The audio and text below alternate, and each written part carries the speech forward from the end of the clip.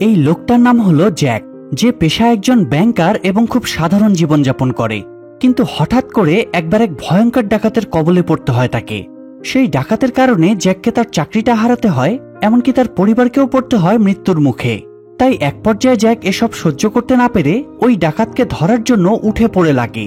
কিন্তু জ্যাক কি শেষমেশ পারবে ওই ভয়ঙ্কর ডাকাতকে ধরতে? তাছাড়া ওই ডাকাতি বা কি এমন করেছিল জ্যাকের সাথে? এই সবই জানবো 2018 সালের একটা অসাধারণ হাইস্ট মুভি রিপ্রাইজালের গল্প থেকে, যার প্রত্যেকটা মুহূর্তে থাকা টুইস্ট আপনাকে একটুও বোর হতে দেবে না। তো চলুন আর কথা না বাড়িয়ে সরাসরি গল্পে চলে যাই। শুরুতেই আমরা গল্পের মেইন ক্যারেক্টার জ্যাককে দেখতে পাই। ওয়াইফ ক্রিস্টিনা এবং মেয়ে সোফিয়াকে নিয়ে সুখের সংসার তার। সোফিয়া হাই ডায়াবেটিসের পেশেন্ট ছিল, তাই ক্রিস্টিনা সকাল সকাল তার গ্লুকোজ টেস্ট করে তাকে ব্রেকফাস্ট করিয়ে নিয়ে রওনা হয়ে যায় নিজের কর্মস্থলের উদ্দেশ্যে। মেয়েকে স্কুলে পৌঁছে দিয়ে ক্রিস্টিনা চলে যায় তার অফিসে। অন্যদিকে জ্যাকও নিজের অফিসের উদ্দেশ্যে রওনা হয়। সে একটা ব্যাংকে ম্যানেজার হিসেবে চাকরি করত। সেদিন অফিসে গিয়ে সবাইকে টেনশনে দেখে জ্যাকের কারণ জানতে চাইলে তার কলিগরা তাকে জানায়, আজ ভোরে এক বেনামি ব্যক্তি পুলিশকে ফোন করে জানিয়েছে ব্রিজের নিচে বোম প্ল্যান্ট করা হয়েছে। ঠিক সকাল 9টায় সেটা ব্লাস্ট হবে, তাই পুলিশরা পুরো শহরে হাই অ্যালার্ট জারি করে দিয়েছে। তবে জ্যাক এটা শোনার পর ব্যাপারটাকে তেমন গুরুত্ব না দিয়ে নিজের কাজে ব্যস্ত হয়ে যায়। অন্যদিকে পুরো শহরেই তখন একটা আতঙ্কের ছায়া বিরাজ করছিল, সবদিকে একটা থমথমে পরিবেশ। এরই মাঝে হঠাৎ ব্যাংকের সবার ফোন এবং অন্যান্য ডিভাইসগুলো কাজ করা বন্ধ করে দেয়। কেউ কিছু বুঝে উঠতে পারছিল না হঠাৎ এসব কি হচ্ছে। ঠিক সেই সময় গ্যাবি নামের একজন মুখোশ পরা লোক বন্দুক নিয়ে ব্যাংকে অ্যাটাক করে। ভেতরে ঢুকেই সে এক সিকিউরিটি গার্ডকে গুলি করে মেরে ফেলে। এটা দেখে সবাই ভয় পেয়ে গেলে লোকটা সেই ভয়কে পুঁজি বানিয়ে এবার ব্যাংকের সবাইকে জিম্মি করে নেয়। এরপর দরজায় একটা স্পেশাল লক লাগিয়ে সোজা ভেতরে গিয়ে ক্যাশ কাউন্টার থেকে টাকা কালেক্ট করতে শুরু করে। তারপর সে সোজা চলে যায় লকার রুমে। লকারের কোড শুধুমাত্র জ্যাকের কাছেই ছিল, তাই সে জ্যাককে গান পয়েন্টে রেখে লকারের সব টাকা পয়সা নিয়ে নেয়। তবে এখানে দুটো অদ্ভুত ব্যাপার লক্ষ্য করা যায়। একটা হচ্ছে গ্যাবি শুধুমাত্র টাকার উপরেই ফোকাস করছিল, সোনাদানা কিংবা অন্যান্য কোনো জিনিসের উপর নয়। এবং দ্বিতীয়টা হচ্ছে এই লোকটা কারোর সাথে কথা বলছিল না, তার কাছে কিছু চিরকুট ছিল যেগুলো দেখেই সে নিজের কাজ চালাচ্ছিল। তো সেখান থেকে বেরোনোর সময় গ্যাবি ওই টাকাগুলো দুটো ব্যাগে ভরে জ্যাক এবং তার অ্যাসিস্ট্যান্টকে দিয়ে সামনে এগুতে বলে, যাতে পুলিশরা আসলে তাদেরকে ব্যাকআপ রেখে সে পালাতে পারে। আর হয়ও ঠিক সেটাই। গ্যাবির কথা মতো জ্যাকরা সামনের দিকে এগুচ্ছিল। তখনই হঠাৎ তাদের ব্যাগের ভেতর থেকে স্মোক বোম ব্লাস্ট হওয়াতে তারা দুজনেই আহত হয়ে মাটিতে লুটিয়ে পড়ে। আর ঠিক সেই মুহূর্তেই পুলিশরা সেখানে পৌঁছে যায়। কিন্তু অদ্ভুত ব্যাপার হলো তারা পুরো ব্যাংকে খোঁজাখুঁজি করেও গ্যাবির কোনো হদিস পায় না। মাত্র কয়েক সেকেন্ডের মধ্যে লোকটা উধাও হয়ে যায়। তখন জিজ্ঞাসাবাদের জন্য পুলিশ জ্যাক এবং তার অ্যাসিস্ট্যান্টকে থানায় নিয়ে আসে। কিছুক্ষণের মধ্যেই ক্রিস্টিনাও ব্যাংকের এই দুর্ঘটনার খবর শুনে সোফিয়াকে নিয়ে পৌঁছে যায় থানায়। সেখানে গিয়ে সে জ্যাকের সাথে দেখা করতে চাইলে অফিসাররা জানায় এই মুহূর্তে জ্যাকের সাথে দেখা করা সম্ভব নয়। তাই ক্রিস্টিনা সেখানে বসেই জ্যাকের জন্য অপেক্ষা করতে থাকে। এদিকে পুলিশরা জ্যাকের কাছে জানতে চায় যে কিছুদিনের মধ্যে তাদের ব্যাংকে সন্দেহজনক কাউকে দেখা গিয়েছিল কিনা, বা গ্যাবি অ্যাটাক করার পর সে স্পেশাল কিছু খেয়াল করেছে কিনা। উত্তরে জ্যাক জানায় এমন কিছুই সে লক্ষ্য করেনি। তবে লোকটা খুব অ্যাগ্রেসিভ ছিল এবং সে কারো সাথে কোনো কথা না বলে চিরকুটের মাধ্যমে ইনস্ট্রাকশন দিচ্ছিল। এর বাইরে সে আর কিছুই জানে না। তবে এখানে পুলিশের কাছ থেকে জ্যাক জানতে পারে যে এর আগেও গ্যাবি বেশ কয়েকটা ব্যাংক এবং জুয়েলারি স্টোরে ডাকাতি করেছে, কিন্তু প্রত্যেকবারই কোনো না কোনোভাবে সে পুলিশের হাত থেকে বেঁচে যায়। তাই এবার তারা বেশ আশাবাদী ছিল। তবে জ্যাকের কাছ থেকে তেমন কোনো ইনফরমেশন না পাওয়ায় জ্যাককে তারা ছেড়ে দেয়। সেখান থেকে বেরোনোর সাথে সাথেই ক্রিস্টিনা এবং সোফিয়া তাকে দেখে দৌড়ে এসে জড়িয়ে ধরে। এরপর তারা সবাই মিলে বাড়ির উদ্দেশ্যে রওনা হয়। তবে বাড়ি ফেরার পরেও জ্যাক শান্তি পাচ্ছিল না। তার চোখের সামনে শুধু ব্যাংকে ঘটে যাওয়া ঘটনাগুলোই ভাসছিল। ওই আতঙ্কের কারণে রাতের ঘুমও হারাম হয়ে গিয়েছিল বেচারার। তার এটা ভেবে আফসোস হচ্ছিল যে সে ম্যানেজার হওয়া সত্ত্বেও কেন ডাকাতকে আটকাতে পারল না। তার এই অবস্থা দেখে ক্রিস্টিনা তাকে বোঝায় যে সে যা করেছে ঠিক করেছে, না হলে তাকেও তো ওই গার্ডের মতো প্রাণ হারাতে হতো। অন্যদিকে এই ডাকাতির কেস সলভ না হওয়া পর্যন্ত জ্যাককে অফিসে যেতেও নিষেধ করে দেওয়া হয়। সোজা কথায় তাকে চাকরি থেকে সাসপেন্ড করা হয়। এই ব্যাপারটায় আরো বেশি ভেঙে পড়ে সে। কিন্তু প্রশ্ন হচ্ছে এত কিছুর মধ্যে সেই বোমের নিউজের কি হলো? আসলে সেটা একটা ভুয়া নিউজ ছিল, আর এই ভুয়া নিউজ ছড়ানোটাও গ্যাবির কাজ ছিল। সে আগে থেকেই প্ল্যান করে নিউজটা ছড়িয়েছিল যাতে পুলিশ ওই বোম খোঁজাখুঁজি নিয়ে ব্যস্ত থাকে, আর সেই সুযোগে সে তার কাজ সেরে পালাতে পারে। যাই হোক, একদিন সকালে জ্যাক গার্ডেনে গিয়ে বসলে তার প্রতিবেশী জেমস তার কাছে এসে ওই দিনের ঘটনার জন্য দুঃখ প্রকাশ করে। জ্যাক তাকে জিজ্ঞেস করে সে তো কোনোভাবেই ওই ঘটনাগুলো ভুলতে পারছে না, এর কোনো সমাধান জেমসের কাছে আছে নাকি। তখন জেমস তাকে একটা মেডিসিন দেয় যেটা খেলে তার স্ট্রেস অনেকটা কমবে। তখন জানা যায় জেমস নিজেও FBI এর একজন সিক্রেট এজেন্ট। একবার একটা কেসের ইনভেস্টিগেশন করতে গিয়ে তার কিছু ভয়ঙ্কর অভিজ্ঞতা হয়, আর সেখান থেকেই তার জীবনে অনেক পরিবর্তন আসে। তাকেও নিজের পরিবারকে হারাতে হয়, তাই মানসিক চাপ সহ্য করতে না পেরে সে ওই মেডিসিন খাওয়া শুরু করে। আজ অনেক বছর পার হয়ে যাওয়ার পরেও সে ওই ভয়ঙ্কর ঘটনার কথা ভুলতে পারেনি, তবে এখন আর তাকে মেডিসিন নিতে হয় না। তো সেখান থেকে রুমে ফিরেও জ্যাক ওই ডাকাত আর তার চাকরির কথা ভেবে যাচ্ছিল। কোনো অপরাধ না করেও তাকে আজ সাজা পেতে হচ্ছে, ব্যাপারটা মেনে নিতে তার খুব কষ্ট হচ্ছিল। মুহূর্তের মধ্যেই তার জীবনটা কেমন তছনছ হয়ে গেল, কিন্তু সে কিছুই করতে পারল না। আর পুলিশরা বিষয়টা ক্লিয়ার না করা পর্যন্ত সে তার চাকরিটাও ফেরত পাবে না। ওদিকে পুলিশরাও ডাকাতের পিছনে এতটাই ব্যস্ত হয়ে পড়েছিল যে জ্যাকের কথা তাদের মাথা থেকে বেরিয়ে যায়। জ্যাকের এমন করুণ অবস্থা দেখে ক্রিস্টিনাও খুব কষ্ট পায়। সে জ্যাককে সান্ত্বনা দেয়, তবে তাতে বিশেষ লাভ হয় না। ধীরে ধীরে জ্যাকের ডিপ্রেশন আরো বেড়ে যাচ্ছিল। জেমসের দেওয়া ওই ওষুধ খেয়ে কিছুটা সময় রিল্যাক্স থাকলেও বাকিটা সময় প্রচন্ড মানসিক যন্ত্রণার মধ্য দিয়ে যেতে হয় তাকে। আর তার এই যন্ত্রণার প্রভাব তার পরিবারের উপরেও পড়তে থাকে। ক্রিস্টিনা তাকে বোঝানোর অনেক চেষ্টা করে, কিন্তু জ্যাক কোনোভাবেই বিষয়গুলো মাথা থেকে বের করতে পারছিল না। এরই মাঝে পুলিশ চলে যায় হসপিটালে জ্যাকের বাবা ফ্রাঙ্কের সাথে দেখা করতে। ফ্রাঙ্ক একটা সময় পুলিশে চাকরি করত এবং সে গ্যাবির কেসটাও হ্যান্ডেল করেছে, তাই পুলিশরা তার কাছ থেকে কোনো ইনফরমেশন পাওয়া যায় কিনা সেটা জানতে গিয়েছিল। কিন্তু সমস্যা হলো একটা অ্যাক্সিডেন্টে ফ্রাঙ্ক মানসিক ভারসাম্য হারিয়ে এখন হসপিটালে ভর্তি। তাই পুলিশরা গিয়ে তার সাথে কথা বলার চেষ্টা করলে ফ্রাঙ্ক হঠাৎ করে খুব অ্যাগ্রেসিভ হয়ে যায়। তার মনে হচ্ছিল সে এখনো চাকরি করে, তাই অফিসের দেরি হয়ে যাচ্ছে বলে সে হসপিটালের ভিতর হাঙ্গামা শুরু করে। সৌভাগ্যবশত জ্যাক সঠিক সময়ে গিয়ে বিষয়টা সামলে নেয়। তবে অসুস্থ বাবাকে এভাবে বিরক্ত করাতে সে পুলিশের উপর রেগে যায় এবং তাদেরকে স্পষ্ট জানিয়ে দেয় যে তার বাবা দেশের একজন সম্মানীয় ব্যক্তি, নিজের সততা এবং দক্ষতার কারণে সরকার থেকে সম্মাননাও পেয়েছে। আর এমন একজন মানুষকে যদি পুলিশ অযথাই বিরক্ত করে তাহলে সে পুলিশের বিরুদ্ধেই অ্যাকশন নেবে।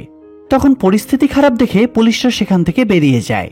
তবে জ্যাক বুঝে গিয়েছিল কেসটা সলভ না হওয়া পর্যন্ত সে কোনোভাবেই শান্তি পাবে না। তাকে টেনশনে দেখে একদিন জেমস কথায় কথায় তার কাছে ডাকাতির দিনের সব ডিটেলস জানতে চায়। জ্যাক তখন তাকে সব ঘটনা খুলে বলতে শুরু করে। সে ডাকাতের পোশাক, অস্ত্র এবং ওই চিরকুট সবকিছুর ব্যাপারেই জেমসকে জানায়। এরপর যখন ওই স্পেশাল লকটার ব্যাপারে বলে তখনই জেমসের মনে সন্দেহ জাগে। সে জ্যাকের কাছে জানতে চায় স্পেশাল বলতে সে কি বোঝাচ্ছে। জ্যাক লকের পুরো বিবরণ দিয়ে বলে এমন তালা সে এর আগে কখনোই দেখেনি। বহু বছর আগে এমন তালা ব্যবহার করা হতো, তবে এখন এগুলো দেখাই যায় না। জেমস তখন জ্যাককে অনলাইন থেকে ওই তালার ছবি খুঁজে বের করতে বলে। জ্যাক সেই তালার ছবিটা খুঁজে জেমসকে দেখালে সে বলে যে যেহেতু তালাটা ভিন্নধর্মী তাই এটার মাধ্যমে এর মালিককে খোঁজার চেষ্টা করা যেতে পারে। কথাটা শুনে জ্যাকের মনেও আশা জাগে।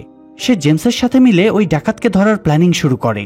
প্রথমে তারা ওই তালার ব্যাপারে ইনফরমেশন বের করে, তবে সেখান থেকে কাজের কিছুই পাওয়া যায় না। তখন তারা জ্যাকের ব্যাংকের একটা ব্লু প্রিন্ট তৈরি করে। এরপর সবকিছু যাচাই বাছাই করে এটা খোঁজার চেষ্টা করে যে পুলিশ আসার সাথে সাথেই গ্যাবি হঠাৎ কোথায় গায়েব হলো। প্রত্যেকটা বিষয় নিয়ে খুব ভালোভাবে রিসার্চ করার পর তারা ফাইনালি গ্যাবির পালানোর রাস্তা খুঁজে পায়। মূলত ব্যাংকের পেছনে একটা গ্যারেজ ছিল, সেখানে কোনো সিসিটিভি ক্যামেরা নেই, আর আসা যাওয়া করাও বেশ সহজ। তাই পুলিশ আসার সাথে সাথেই গ্যাবি পেছনের দরজা দিয়ে ওই গ্যারেজে চলে যায় এবং সেখান থেকে সাধারণ জামাকাপড় পরে বেরিয়ে এসে অন্যান্য মানুষের সাথে মিশে যায়। আর সেই সময় যেহেতু সব ডিভাইস জ্যাম করা ছিল তাই ব্যাংকের ভেতরের ক্যামেরাতেও বিষয়টা রেকর্ড হয় না। কিন্তু এই পুরো বিষয়টা পরিষ্কার হলেও জ্যাকদের কাছে তাদের এই কথাগুলো প্রমাণ করার কোনো উপায় ছিল না, যে কারণে জ্যাক এবার সিদ্ধান্ত নেয় সে বরং গ্যাবির পরবর্তী টার্গেট খুঁজে বের করবে আর তাকে হাতে নাতে পুলিশের হাতে ধরিয়ে দেবে। এছাড়া লোকটাকে তো ধরার আর কোনো উপায় নেই। জেমস তাকে সতর্ক করে দেয় যে এই কাজে অনেক রিস্ক আছে, তবে জ্যাকের বিশ্বাস ছিল সে সবকিছু সামলে নেবে। তখন জেমসও তাকে সাহায্য করতে রাজি হয়ে যায়। এরপর তারা দুই বন্ধু মিলে শুরু করে ডাকাত ধরার মিশন। রিসার্চ করে তারা জানতে পারে গ্যাবি মাত্র কয়েকদিনের ব্যবধানে আশেপাশের শহরগুলোতেই ডাকাতি করেছে এবং প্রত্যেকবার একটা নির্দিষ্ট দিনের গ্যাপ মেনটেন করেছে সে। তো সেখান থেকে জ্যাক ধারণা করে লোকটা নিশ্চয়ই ইতোমধ্যেই তার পরের ডাকাতির প্ল্যানিং শুরু করে দিয়েছে এবং কিছুদিনের মধ্যেই সেটা এক্সিকিউট করবে। অবশ্য তার ধারণা সঠিকই ছিল, গ্যাবি অলরেডি তার প্ল্যানিং শুরু করে দিয়েছিল। এদিকে জেমস তখন জ্যাকের কাছে জানতে চায় যে সে কিভাবে ওই টার্গেটকে খুঁজে বের করবে। তখন জ্যাক তাকে বুঝিয়ে বলে গ্যাবির প্যাটার্ন অনুযায়ী পরবর্তী ডাকাতির জন্য তার হাতে খুব বেশি সময় নেই। এত অল্প সময়ে সে দূরের কোথাও যাওয়ার রিস্ক নেবে না, ওই শহর বা তার আশেপাশের শহরগুলোতেই টার্গেট করবে আর এমন জায়গা খুঁজবে যেখান থেকে পালানো সহজ। জ্যাক তখন এমন ধরনের জায়গাগুলোর লিস্ট বানাতে শুরু করে, আর এই কাজে সে এতটাই ব্যস্ত হয়ে গিয়েছিল যে নিজের পরিবারকে সময় দেওয়ার মতো সুযোগটাও তার ছিল না। তবে এসবের একটা খারাপ প্রভাব পড়ে সোফিয়ার উপর। একদিন হঠাৎ সে খুব অসুস্থ হয়ে পড়ে। মেয়ের এমন অবস্থা দেখে জ্যাক উপলব্ধি করতে পারে যে তার আসলেই নিজের পরিবারের প্রতি গুরুত্বশীল হওয়া উচিত। তবে গ্যাবিকে না ধরা পর্যন্ত সে শান্তিও পাচ্ছিল না। তাছাড়া গ্যাবি ধরা না পড়লে তার সমস্যাগুলোর সমাধান হচ্ছিল না। তাই সে এবার পরিবারকে সময় দেওয়ার পাশাপাশি গ্যাবির খোঁজ করাও চালিয়ে যায়। একদিকে সে আর জেমস মিলে গ্যাবিকে ধরার প্ল্যানিং করছিল, অন্যদিকে গ্যাবি তার গোপন আস্তানায় পরের মিশনের প্রস্তুতি নিচ্ছিল। সন্দেহজনক জায়গাগুলোর লিস্ট বানানো হয়ে গেলে জ্যাক ওই সবগুলো জায়গা খুঁজে দেখার জন্য বেরিয়ে পড়ে যে কোথাও কোনো ক্লু পাওয়া যায় কিনা। আর জেমস তখন বাড়িতে বসে তাকে গাইড করতে থাকে। রাস্তায় একটা পোর্টের সামনে অনেকগুলো লোককে দাঁড়িয়ে থাকতে দেখে জ্যাকের মনে কিছুটা সন্দেহ জাগে। তবে বেশ কিছুক্ষণ জায়গাটার উপর নজর রাখার পরেও কোনো সন্দেহজনক বিষয় দেখতে না পেয়ে সে পরের লোকেশনে চলে যায়। তবে সেটা কোনো ব্যাংক নয়, একটা পুরনো গোডাউন ছিল। সেখানে গিয়ে অনেকটা সময় অপেক্ষা করার পরেও তেমন কিছু চোখে পড়ে না জ্যাকের। তাই সে জেমসকে বিষয়টা জানিয়ে সেখান থেকে চলে যাচ্ছিল। এমন সময় হঠাৎ একটা লোককে দেখে সে থমকে যায়। এরপর কৌতূহলবশত পিছনের দরজা দিয়ে ভেতরে ঢুকলেই তার সামনে এক গোপন রহস্য ফাঁস হয়। মূলত ওই জায়গাটাই ছিল গ্যাবির গোপন আস্তানা, আর গ্যাবিও সেই সময় সেখানে উপস্থিত ছিল। জ্যাক সেটা দেখে খুব খুশি হয়ে যায়। সে আড়ালে বসে গ্যাবির উপর নজর রাখতে শুরু করে। কিছুক্ষণ পর গ্যাবি সব দরজা বন্ধ করে সেখান থেকে বেরিয়ে গেলে জ্যাক ধীরে ধীরে নিচে এসে সবকিছু খতিয়ে দেখতে শুরু করে। তখন সে ওই লোকটার আসল পরিচয় এবং তার প্ল্যানিং সম্পর্কে সবকিছু জানতে পারে। সে এটাও জানতে পারে যে গ্যাবি ওই দিনই অ্যাটাক করার প্ল্যান করেছে। জ্যাক তখন বেশ ঘাবড়ে যায়। তাকে যে কোনো মূল্যে গ্যাবিকে হাতে নাতে ধরতে হবে। এই কারণে সেও তৎক্ষণাৎ পেছনের দরজা দিয়ে বেরিয়ে গ্যাবিকে ফলো করতে শুরু করে এবং জেমসকে ফোন করে তাদের লোকেশন এবং পুরো বিষয়টা জানিয়ে দেয়। তবে প্রশ্ন হলো, গ্যাবি সব দরজা বন্ধ করলেও পিছনের দরজাটা খোলা রেখে গেল কেন? আর এর উত্তর আমরা সামনেই জানতে পারবো। তো জেমস তখন সাহায্যের জন্য তার এজেন্ট বন্ধু চেসির সঙ্গে যোগাযোগ করে। তবে সেই মুহূর্তে চেসি অন্য একটা কেসে ব্যস্ত ছিল বিধায় জেমস নিজেই জ্যাককে গাইড করা চালিয়ে যায়। জ্যাক দেখতে পায় গ্যাবি ওই ব্যাংকের একটা ভ্যানকে ফলো করছিল যেটাতে টাকা পয়সা ট্রান্সফার করা হয়।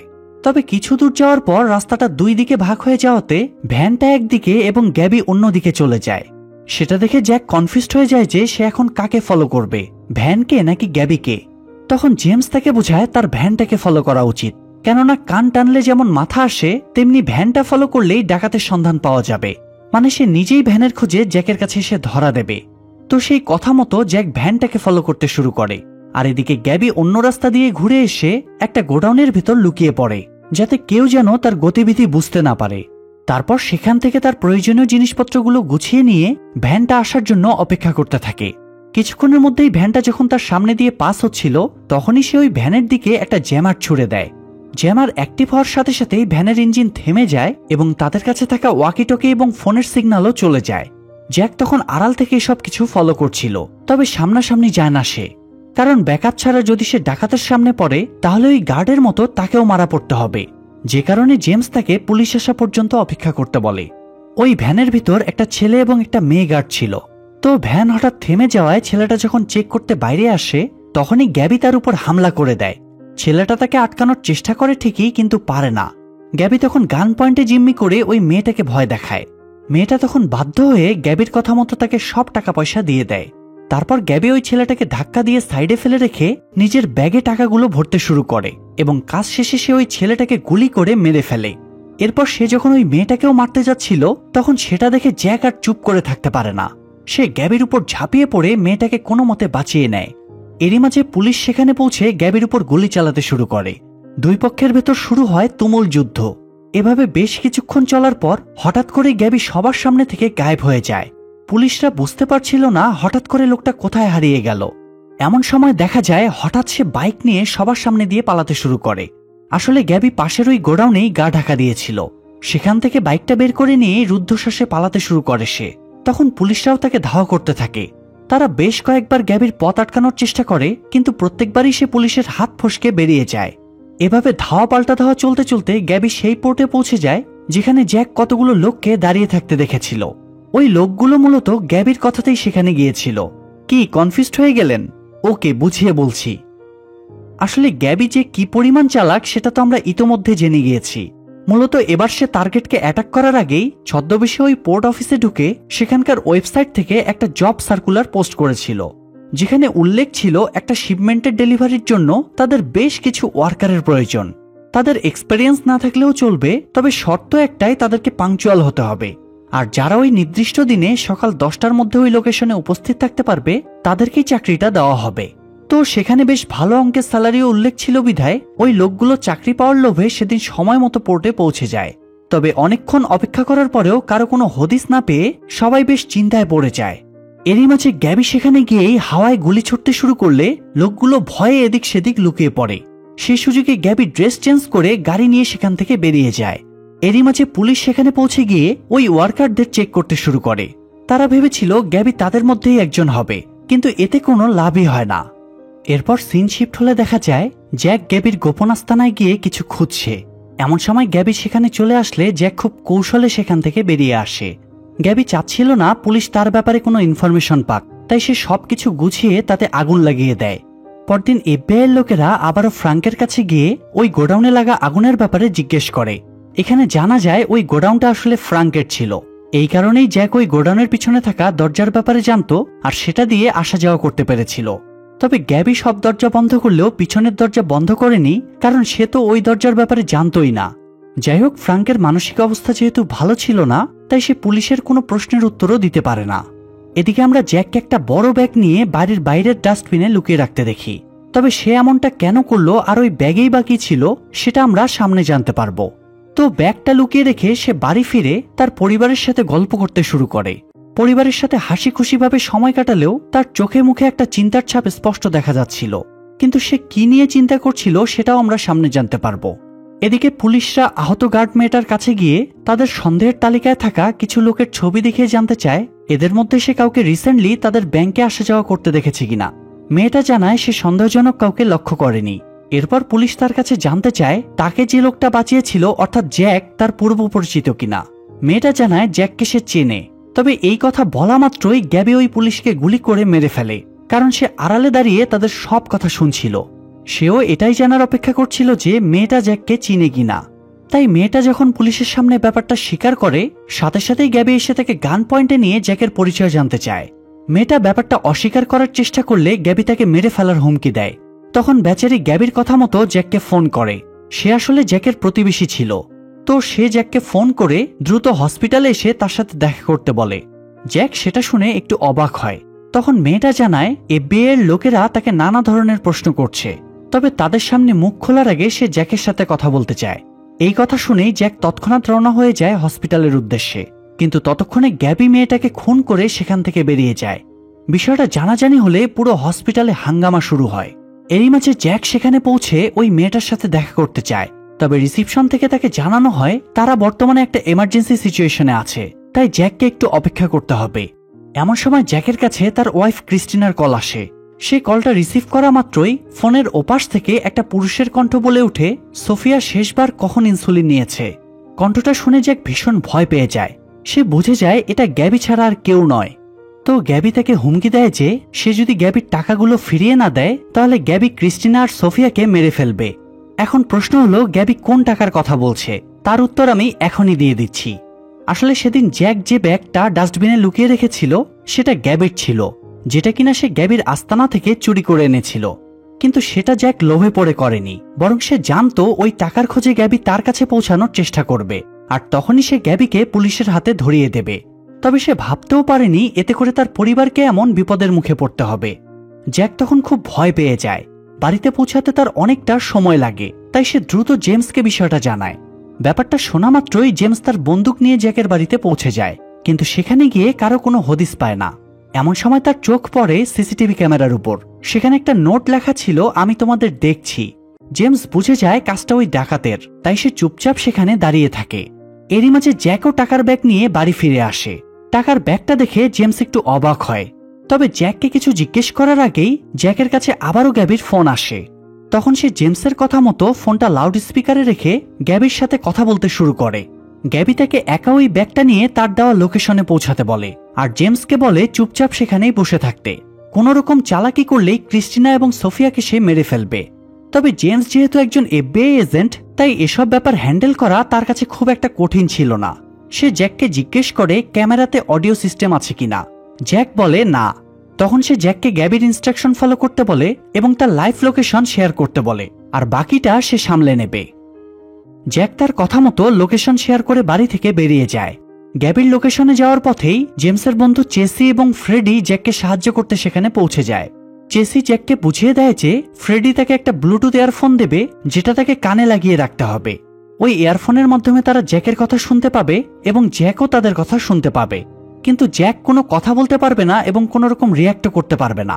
কথা শেষে চেসি চলে গেলে ফ্রেডি খুব কৌশলে জ্যাকের হাতে ইয়ারফোনটা পাস করে দেয়। জ্যাক সেটা কানে লাগালে চেসি তাকে বলে দেয় যে সে যেন গ্যাবির সব ইনস্ট্রাকশন ফলো করে। তবে যতক্ষণ না তারা এটা কনফার্ম হচ্ছে যে সোফিয়া এবং ক্রিস্টিনা জীবিত এবং সুস্থ আছে, ততক্ষণ সে যেন টাকার ব্যাগটা গ্যাবিকে হ্যান্ড ওভার না করে। তো তার কথা মতো জ্যাক গ্যাবির লোকেশনে পৌঁছে যায়, আর চেসিরাও তাকে আড়াল থেকে ফলো করতে থাকে। অন্যদিকে জেমস বাড়িতে বসে তাদের গতিবিধির উপর নজর রাখতে থাকে। সেখানে গিয়ে গ্যাবিকে একা দেখে জ্যাক একটু ঘাবড়ে যায়। চেসি তখন তাকে গ্যাবির কাছে সোফিয়াদের লোকেশন জিজ্ঞেস করতে বলে। জ্যাক তখন গ্যাবির কাছে সোফিয়াদের লোকেশন জানতে চাইলে সে পাশের গ্যারেজটা দেখিয়ে বলে ওখানে আছে। সেটা শুনে চেসি এবং ফ্রেডি গ্যারেজে গিয়ে সোফিয়াদের খুঁজতে শুরু করে, কিন্তু কোথাও তাদের সন্ধান পায় না। সেটা শুনে জ্যাক খুব চিন্তায় পড়ে যায়। চেসি তাকে গ্যাবিকে কথায় ব্যস্ত রাখতে বলে যাতে তারা সোফিয়াদের খোঁজার জন্য আরো একটু সময় পায়। জ্যাক তার কথা মতোই কাজ করতে চায়, তবে পারে না। গ্যাবি তার কথার তোয়াক্কা না করে তার কাছ থেকে টাকার ব্যাগটা ছিনিয়ে নেয়। তবে সেটা খোলার সাথে সাথেই স্মোক বোমটা ব্লাস্ট হয়ে গ্যাবির চোখ মুখ ধোঁয়ায় ঝাপসা হয়ে যায়। গ্যাবি তখন খেপে গিয়ে জ্যাকের উপর গুলি চালাতে শুরু করে। জ্যাকও তখন তার উপর পাল্টা অ্যাটাক করে, তবে গ্যাবি বুলেট প্রুফ জ্যাকেটটা পরা ছিল বিধায় তার কোনো ক্ষতি হয় না। এদিকে ক্রিস্টিনা হঠাৎ চেসিদের সামনে এসে পড়ে। তখন চেসিরা তাদের দুজনকে সেখান থেকে উদ্ধার করে। অনেকক্ষণ ইনসুলিন না নেওয়ার কারণে সোফিয়া অনেক অসুস্থ হয়ে পড়েছিল, তাই তারা দ্রুত অ্যাম্বুলেন্সে খবর দেয়। কিছুক্ষণের মধ্যেই অ্যাম্বুলেন্স পৌঁছে গেলে তারা সোফিয়ার প্রাথমিক চিকিৎসা শুরু করে। কিন্তু ততক্ষণে গ্যাবি ওই এরিয়ায় জ্যামার সেট করে দিয়েছিল, যে কারণে ক্রিস্টিনা এবং সোফিয়াকে খুঁজে পাওয়ার বিষয়টা চেসিরা জ্যাককে জানাতে পারে না। এসব শুনে জেমসও আর শান্ত থাকতে না পেরে জ্যাককে সাহায্য করতে চলে আসে। ক্রিস্টিনা তাকে দেখে মনে একটু জোর পায়। জেমস তাদের দুজনকে সুস্থ দেখে জ্যাককে বাঁচাতে রওনা হয়। ততক্ষণে গ্যাবি পালিয়ে পুলিশের হাত থেকে অনেকটা দূরে চলে এসেছিল, তবে জ্যাক তখনও তার পেছন ছাড়েনি। সে যখন গ্যাবির উপর সামনাসামনি অ্যাটাক করতে যায়, তখন গ্যাবি আবারও তার পরিবারকে মেরে ফেলার হুমকি দেয়। জ্যাক তখন ভীষণ ভেঙে পড়ে। সে গ্যাবির কাছে রিকোয়েস্ট করতে থাকে তার পরিবারকে ছেড়ে দেওয়ার জন্য। তার ওই বাচ্চা মেয়েটার তো কোনো দোষ নেই, তাহলে তাকে কেন এভাবে টর্চার করা হবে? তবে তার এসব কথার কোনো প্রভাবই গ্যাবির উপর পড়ে না। জ্যাকের তখন নিজেকে খুব অসহায় মনে হচ্ছিল। তবে এরই মাঝে জেমস সেখানে এসে গ্যাবিকে গুলি করে মেরে ফেলে। এটা দেখে জ্যাক ভীষণ রেগে যায়, কেননা এখন সে কিভাবে তার ওয়াইফ এবং বাচ্চার খোঁজ পাবে। তখন জেমস তাকে জানায় পুলিশ অলরেডি তাদেরকে উদ্ধার করেছে। আর এটা শুনে জ্যাক হাফ ছেড়ে বাঁচে এবং দৌড়ে চলে যায় তাদের কাছে।